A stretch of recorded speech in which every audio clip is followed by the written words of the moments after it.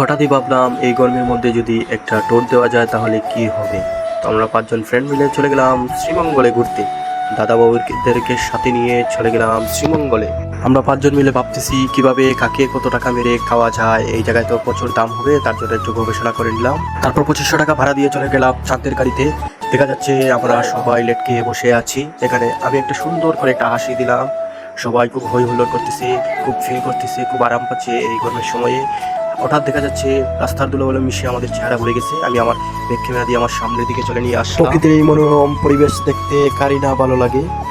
আমি আবার আমার ব্যাক ক্যামেরা দিয়ে চলে আসলাম, আমাদেরকে সবাইকে দেখতেছি। আরেকজন দুই হাত দিয়ে ভাবতেছি আমি নায়ক শাহরুখ খান।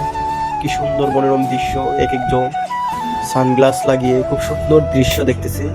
এদিকে আমি আবারও আমার ব্যাক ক্যামেরার সামনে নিয়ে চলে আসলাম, কারণ আইফোন ইউজার তো একটু ভাবটা তো থাকবে। এখন সুন্দরভাবে আমার পিছনে একজন মুস্কি হাসি দিতেছে আমার বন্ধু। তারপর আবারও সেই মনোরম পরিবেশটিতে চলে গেলাম, সুন্দরভাবে সারা দৃশ্য অনুমান করি। আমি পরিবেশের একটি ভিডিও ধারণ করছিলাম, সেই সাথে ট্রেনের শব্দ শুনে আমার বন্ধু মারলো ধর, বলছে চল চল চল চল বাঘ বাঘ বাঘ বাঘ বাঘ বাঘ বাঘ বাঘ বাঘ। আবার উপরে জঙ্গল ঘুরে ঘুরে দেখতেছি কি সুন্দর উপরে।